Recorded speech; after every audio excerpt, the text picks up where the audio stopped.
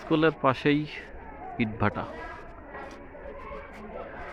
আপনারা দেখছেন যে ঠিক স্কুলের সাথেই কিন্তু ইটভাটার ভিতর পাশেই রয়েছে স্কুলটি। এটি হাউসপুর মাধ্যমিক বিদ্যালয়।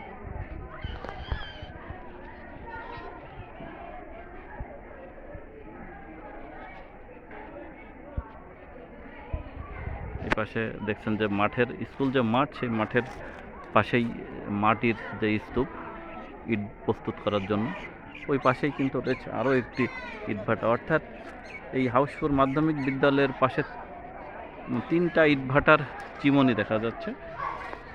আমার ক্যামেরায় আপনারা দেখছেন যে ওই ইয়ের পাশে, মাটির পাশে 2টা ইটভাটা, এই পাশে আর একটি। এই দেখছেন যে একটা ধোঁয়া উঠতেছে, কীভাবে ইটভাটা দেখছে।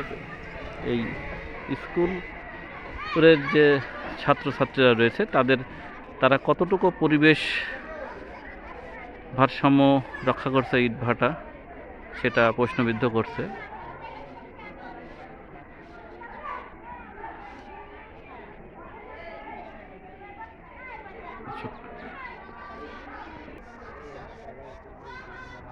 (1997) সালে নির্মিত এই স্কুলটি।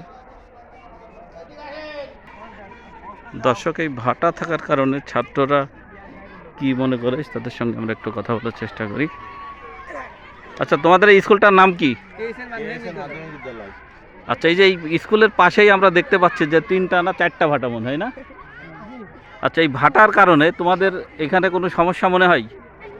যে ভাটাগুলো থাকার কারণে স্কুলের একদম পাশেই, হ্যাঁ,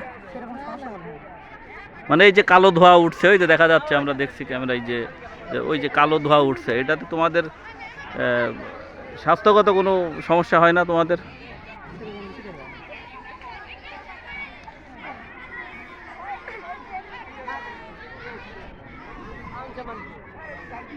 বয়েজ অ্যান্ড গার্লস কোন কোন ক্লাস পর্যন্ত আছে এখানে?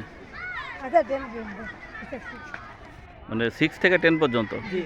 আচ্ছা, তোমাদের স্কুল কত সালে প্রতিষ্ঠিত হয়েছে? 1997 সালে।